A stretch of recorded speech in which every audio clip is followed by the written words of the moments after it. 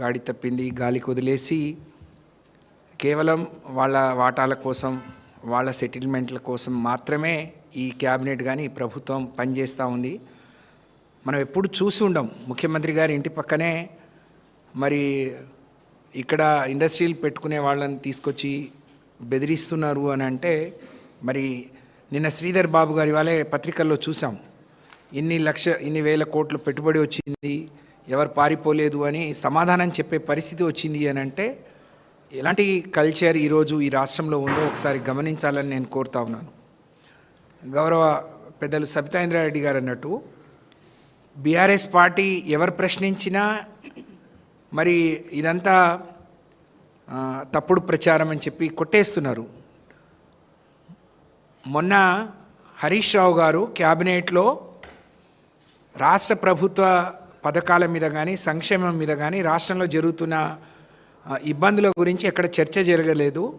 కేవలం వాళ్ళ వసూళ్ల మీద, వాళ్ళ వాటాల మీద ఇది జరిగింది అని అంటే, నిన్న ఒక మంత్రి గారు చాలా నా తల్లిదండ్రుల మీద ప్రమాణం చేసి చెప్తున్నా, అట్లాంటి జరగలేదు. అసలు ఈ తల్లిదండ్రుల ప్రమాణం చేయటం ఏందో, ఒక మంత్రి ఉండి రాజకీయంగా ఏదైనా విమర్శ వస్తే దాన్ని ధీటుగా సమాధానం చెప్పాలి. కానీ నీ తల్లిదండ్రులను ఎవరు అడిగినారు, నిన్నెవరు అడిగినరు?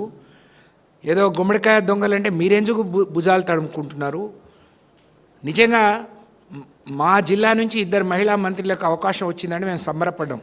నేను కూడా మంత్రిగా పనిచేశాను అక్కతో కలిసి. కాబట్టి ఈ వరంగల్ జిల్లా ఒక మంచి రాణి రుద్రమ్మదేవి, సమ్మక్క సారాలమ్మ లాంటి, చాకలి ఐలమ్మ లాంటి వాళ్ళు పుట్టిన వీరనారుల గడ్డ అది.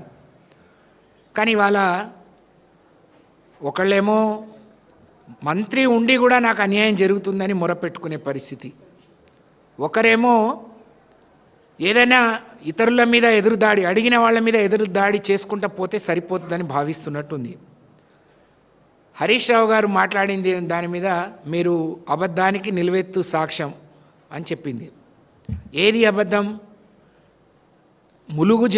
ఇప్పటివరకు ములుగులో జరిగిన అభివృద్ధి బీఆర్ఎస్ పార్టీ కేసీఆర్ గారు, హరీష్ రావు గారు చేసింది అబద్ధమా? నువ్వు లేక 70 కోట్ల రూపాయలు మేడారంకి తీసుకొస్తే మరి ఆ 70 కోట్ల మీదనే ఇవాళ వాటాలు పెట్టుకొని క్యాబినెట్ అంతా 4 ముక్కలుగా విడిపోయింది. అబద్ధమా? ఏది అబద్ధం? ఇదే హరీష్ రావు గారు నీ జిల్లాలో నువ్వు ఇంకా జన్మలో చేయలేవు కావచ్చు, నీ నియోజకవర్గానికి 200 కోట్లతోని medical college, teaching hospital, nursing college ఇస్తే మరి ఆయన అబద్ధాలు చెప్తాడట, నువ్వు మాత్రం నిజం చెప్తున్నావు. నువ్వు చెప్పు విషయం ఏందో. నా నియోజకవర్గంలోకి వచ్చిన దాంట్లో మీరెందుకు పంచాయతీ అని చెప్పి నిన్నటి వరకు అలిగింది మీరు కదా? మీరు పరిపాలన గాలికి వదిలేసిందంటే, కాదు మేము తల్లిదండ్రుల మీద ప్రమాణం చేస్తాం, పిల్లల మీద. ఆ ప్రమాణాలు ఎందుకు? జిల్లాలో, రాష్ట్రంలో జరుగుతున్న దాడులు, మానభంగాలు, హత్యలు వీటికి సాక్ష్యం కాదా? హన్మకొండ కలెక్టరేట్లో ఒక మహిళా అధికారి మీద ఒక ఉద్యోగి మరి మానభంగం చేయబోతే దాని గురించి మాట్లాడిరా 2 మహిళ. మీకు సిగ్గనిపించట్లేదా? నేను చెప్పొద్దు కానీ నీ శాఖలో జువెనైల్ హోమ్లో 10 మంది పిల్లలు, బాలుల మీద ఎవరో ఉద్యోగి మరి వాళ్ళ నీచానికి ఒడగొట్టిండు అని అంటే ఆయనను సస్పెండ్ చేసింది. దాని మీద మీరు ఒక ప్రకటన చేయరు. గురుకులాల్లో విద్యార్థులు చనిపోతున్నారు, దాన్ని పట్టించుకోరు. ఇవాళ పైపెచ్చు ఎదురు మాట్లాడితే నిజం కాదా? మీ ముఖ్యమంత్రి గారి ఇంటి పక్కనే మాకు సమాధానం చెప్పొద్దు, మేము విమర్శలు చేస్తున్నామని అనుకోండి.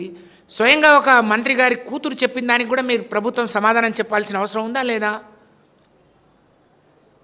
ముఖ్యమంత్రి గారికి అత్యంత సన్నిహితుడు, ఆయన ఆఫీసుకు పిలిపించుకొని మా ఓఎస్డీని, మరి అక్కడ గన్ను ఉంది అని అంటే, గన్ను ఎవరు తీసుకొచ్చింది? మా దగ్గర లేని గన్ను వాళ్ళే తీసుకొచ్చినట్టుంది, స్వయంగా ముఖ్యమంత్రియే పంపించినట్టుంది అని మాట్లాడితే, హైదరాబాద్ నడిబొడ్డున దేశమంతా హైదరాబాద్ వైపు చూస్తున్న క్రమంలో ఇలాంటి కల్చర్ని, ముఖ్యమంత్రి ఆఫీస్ పక్కనే సెటిల్మెంట్ చేసుకునే, మరి ఎవరైనా పరిశ్రమలు పెట్టుకోవడానికి వస్తే గన్ పెట్టి బెదిరించి మీరు మామూళ్లకు వసూళ్లకు పాల్పడితే ఇంతకంటే సిగ్గుచేటు ఉంటుందా? ఇంతకంటే అవమానం ఇంకోటి ఉంటుందా? ఏ పని వచ్చిందే లేకల. మేము ఇదే వరంగల్కి అదే ములుక్ ఇప్పుడే కవిత గారు అంటున్నారు 65 కోట్లతోని కలెక్టరేట్ ఇచ్చాము. ఎవరన్నా ఒక్కళ్ళు ఏలెత్తి చూపించే విధంగా చేశామా? ఇదే మేడారం కేసీఆర్ గారు వచ్చిన తర్వాత జరిగిన 4-5 జాతరలకు మొదటి జాతరకే 150 కోట్ల నుంచి 100 కోట్లు తగ్గకుండా జాతర నిర్వహిస్తే ఎప్పుడన్నా ఎవరైనా చిన్న ఏలెత్తి చూపించిండ్రా? ఇదే ములుగులో ట్రైబల్ యూనివర్సిటీ కోసం 350 ఎకరాలు మేము కొనుగోలు చేసి అందులో 50 ఎకరాలే ఫారెస్ట్, మిగతా రైతుల నుంచి కొనుగోలు చేస్తే ఒక్క చిన్న కంప్లైంట్ అని వచ్చిందా? ఇవాళ 70 కోట్లు తీసుకురాగానే నా వాటేది నీ వాటేది అక్కనట్టు ఆ శాఖనే కాదని ఆర్ఎండ్బికి ఇచ్చే పరిస్థితి వచ్చింది అని అంటే ఇంత కక్కుర్తియా? ఇదే ఉమ్మడి వరంగల్ జిల్లా 6 జిల్లాలుగా ఇదైతే 6 జిల్లాలకు 6 కలెక్టరేట్లు, 6 మెడికల్ కాలేజీలు, 6 ఎస్పీ ఆఫీసులు, మరి ఎంత అభివృద్ధి జరిగిందనే దానికి ఇవాళ వరంగల్ని చూస్తే 10 ఏళ్ల క్రితం ఎట్లుండే ఇవాళ ఎట్లుండే, మీరు వచ్చిన ఈ 2 ఏళ్ళలో తీసుకొచ్చిన నిధులేంది, మరి పంచాయతీలు ఏందో మీరు సమాధానం చెప్పాల్సిన అవసరం ఉందా లేదా? మేము డిమాండ్ చేస్తూ ఉన్నాం, మహిళలకు రక్షణ లేదు, పైగా అవమానాలు. మాగంటి సునీత గారు ఏడిస్తే మంత్రులు చెప్పి ఏడిపిస్తున్నారు. మీ ఇంట్లో ఇలాంటివి జరగలేదా? దురదృష్టం, తన భర్త చనిపోయిండు, ఈ ఎన్నిక తను కోరి తెచ్చుకుంది కాదు, తను బయటికి రావాలని అనుకున్నది కాదు. కానీ ఒక భర్త చనిపోతే ఒక భార్య 2-3 పిల్లల్ని పెట్టుకొని ఆమె ఎంత ఆవేదన, ఎంత ఆమె కష్టతరమై ఉంటుంది. ఒక భర్త చనిపోతే బయటికి రాకుండా ఇంట్లోనే ఎవరైనా పలకరిస్తే తన దుఃఖాన్ని, తన బాధను, తన ఆవేదనని చెప్పుకొని బాధపడే ఒక మహిళ బయటకు వచ్చి తన భర్త ఇచ్చిన మాట నిలబెట్టుకోవటానికి, తన భర్త చేసిన అభివృద్ధిని కొనసాగించడానికి బయటకు వస్తే ఆమెను కూడా ఓర్వకుండా, అధికారంలో ఉన్నవాళ్ళు మీరు చేసే దండాలు, మీరు చేసే రౌడీజం, మీరు నేను చెప్పొద్దేమో ఒక మహిళగా, కానీ మీరు ఎవరిని పోటీలో పెట్టుకున్నారు, ఎవరెవరు వాళ్ళకి మద్దతు ఇస్తున్నారు అందరం చూస్తున్నాం. ఇవాళ హైదరాబాద్ చిన్న శ్రీశైలం యాదవ్ గారు అంటే ఏంటి, నవీన్ యాదవ్ గారు అంటే ఏంటి, ఆయనకు మద్దతు ఇస్తున్న మరి మూటా ఎలాంటిదో కూడా ప్రజలు గమనిస్తారు. కానీ ఒక మహిళను ఇంత నీచంగా మాట్లాడి మీరు ఓట్లు దండుకోవాలి, గెలవాలనుకోవడం దుర్మార్గం, శోచనీయం. దీన్ని తీవ్రంగా ఖండిస్తూ ఉన్నాం. అలాగే వారు చెప్పినట్టు ఈ రాష్ట్రంలో ఇది మీ కుటుంబ వ్యవహారం కాదు, ఇది కాంగ్రెస్ పార్టీ వ్యవహారం అంతకన్నా కాదు. కాంగ్రెస్ పార్టీ దేశంలో, రాష్ట్రంలో ఎప్పుడు అధికారంలో ఉన్నా ఇలాంటి వాతావరణం ఎప్పుడు ఉంటుంది. ఎప్పటికీ అడుగులకు మడుగులొత్తుతూ మరి ఢిల్లీ చుట్టూ ప్రదక్షిణలు చేస్తూ వాళ్ళకు కప్పం కడుతూ బతికిన దాఖలాలు అందరు చూశారు. కానీ ఈరోజు స్వయంగా ఒక మంత్రి గారింటి మీదకి పోలీసులు పోవడం, మరి ఇంత తీవ్రమైన ఆరోపణ ఉండి మంత్రి గారి ఇంటి మీదకే పోలీసులు పోతే దాని మీద పోలీస్ శాఖ కానీ కంప్లైంట్ ఇచ్చిన వాళ్ళు కానీ ఎవరు స్పందించకపోవడం దుర్మార్గం. మీ పరిపాలన గాలి కొదిలేసి రాష్ట్రంలో వచ్చిన ఆదాయంలో మీరు వాటాలు పంచుకుంటూ తిరుగుకుంటూ ఇది మా విషయమే, మాకు సంబంధమేనంటే మీ వాటాలు తీసుకునే కల్చర్ మీదే, ఆ విషయం మీదే, కానీ ప్రజలకు సమాధానం చెప్పాల్సిన అవసరం మాత్రం, ఆ బాధ్యత మాత్రం మీ మీద ఉందనే విషయాన్ని దురదృష్టం, మీరు అధికారంలో ఉన్నారు కాబట్టి ప్రజలకు చెప్పాల్సిన అవసరం ఉంది అనే విషయాన్ని సందర్భంగా నేను గుర్తు చేస్తూ, మరి మంత్రి గారి ఇంటి మీదనే ఇంత ఇది జరిగితే దానికి సమాధానం ఉండదు. మంత్రి గారు స్వయంగా క్యాబినెట్ పోకుంటే క్యాబినెట్లో ఏం జరగలేదని ఏదో పిల్లి కళ్ళు మూసుకొని పాలు దాగి లోకమంతా చూడలేదు అని అనుకున్నట్టు ఇవాళ బీఆర్ఎస్ పార్టీయో హరీష్ రావు గారో మేం కాదు, ప్రజలు అడుగుతూ ఉన్నారు. ప్రజలు ఏం జరిగి ఉంటుందో ఊహించుకుంటున్నారు. ప్రజల ఆలోచనకు మరి సమాధానం చెప్పాల్సిన అవసరం కూడా, బాధ్యత కూడా మీ మీద ఉందనే విషయాన్ని, కనీస మరి జ్ఞానాన్ని కూడా మీరు మర్చిపోయి పరిపాలిస్తే ముఖ్యమంత్రి అనేది చెప్పాలి. ఇది కావాలని ఎవరో ఇది చేస్తున్నారు. ముఖ్యమంత్రి గారి మీదనే, పక్కన ఉన్న మంత్రులతో పాటు ఎమ్మెల్యేలతో పాటు ముఖ్యమంత్రి గారి మీద కూడా తను చాలా తీవ్రమైన ఆరోపణలు చేసింది. ఢిల్లీలో పోతే మా అమ్మ కన్నీళ్లు పెట్టుకొని ఇంకో ఢిల్లీలో మంత్రి గారితో ఉన్న మహిళను కూడా తీసుకొచ్చి, మీరు ఈ రాష్ట్రంలో ఉండే అనేక మంది మహిళల్ని దగా చేసిరు, మోసం చేసిరు, 6 గ్యారంటీల పేరుతోని, మహాలక్ష్మి పేరుతోని. ఒక్క మహిళను కూడా కోటీశ్వర్లు చేయలేదు, కానీ వేల మంది మహిళల కన్నీరు పెట్టిస్తున్నారు, కంటనీరు పెట్టిస్తూ ఉన్నారు. ఇవాళ స్వయంగా మీ మంత్రి నుంచి మొదలుకుంటే ముఖ్యమంత్రి గారు మాట్లాడితే దాన్ని తీసుకెళ్దామని అంటే ఆయన మాట తీరు బాగలేదు, ఆయన ప్రవర్తన బాగలేదు, నేను పోలేను అని చెప్పి మా అమ్మ పోవట్లేదు అని అంటే ఏది ఇంట్లో చెప్పని విషయాలు కాదు కదా. స్వయంగా మంత్రి కూతురు చెప్పిందంటే తప్పకుండా తన బాధ తన ఆవేదన అక్కడ చెప్పుకొని ఉంటుంది.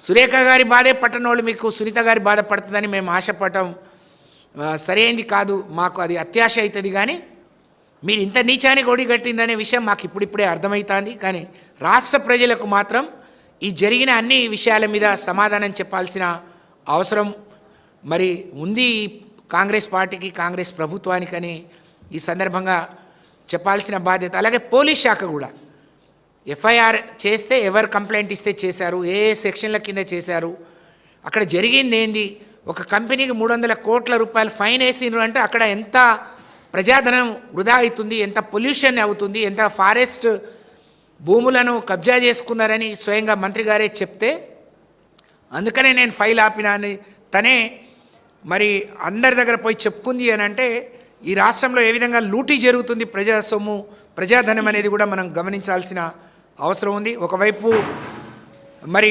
దోచిపెట్టడం, అక్కడి నుంచి మళ్ళీ కమిషన్లు తీసుకొని మరి వీళ్ళు పంచుకోవడంతోనే ఈ ప్రభుత్వం గడిచిన 2 ఏళ్లలో సాధించిన ప్రగతి పైపెచ్చు ఏమీ తెలియనట్టు 1వ తారీఖు నుంచి 9వ తారీఖు మేము పెద్ద ఎత్తున సంబరాలు చేస్తామని చెప్తున్నారు.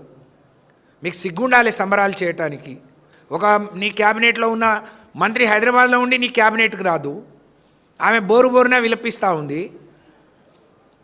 ఇవాళ మహిళలకు ఇచ్చిన మీరు ఇచ్చిన ఏ ఒక్క హామీని మీరు నెరవేర్చలేదు.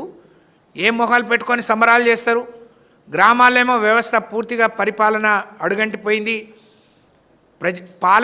ప్రజాపాలన కాదు, ఇది కేవలం మీరు ఎవరో కాంగ్రెస్ పార్టీ నాయకుల పాలన తప్ప ఇది ప్రజాపాలన కాదు. ఇవాళ గ్రామాల్లో సర్పంచ్ ఎంపీటీసీ ఎన్నికలు లేకుండా మరి అక్కడ పారిశుద్ధ్యం అటకెక్కింది, పాలన పడకేసింది. ఇవాళ మన్యంలో మా బిడ్డలకు సరైన వైద్యం లేకపోతే సరైన మంచినీళ్ళు కూడా లేని పరిస్థితి ఇవాళ మనం చూస్తూ ఉన్నాం. అక్కన్నట్టు యూరియా కష్టాలు, ఇవాళ ఒడ్లు అమ్ముకుందామంటే ఇంకా కొనుగోలు సెంటర్లను కూడా ప్రారంభించలేదు. అనేక ఇబ్బందులు పడుతున్న ఈ ప్రజానీకానికి మీరు సమాధానం చెప్పాలి తప్ప తప్పించుకొని తిరగలేరు. రేపు రాబోయే రోజుల్లో ప్రజాకోర్టులో మాత్రం తప్పకుండా మీరు సమాధానం చెప్పాలి, మీకు శిక్ష తప్పదు అనే విషయాన్ని ఈ సందర్భంగా తెలియజేస్తా ఉన్నాను. Thank you.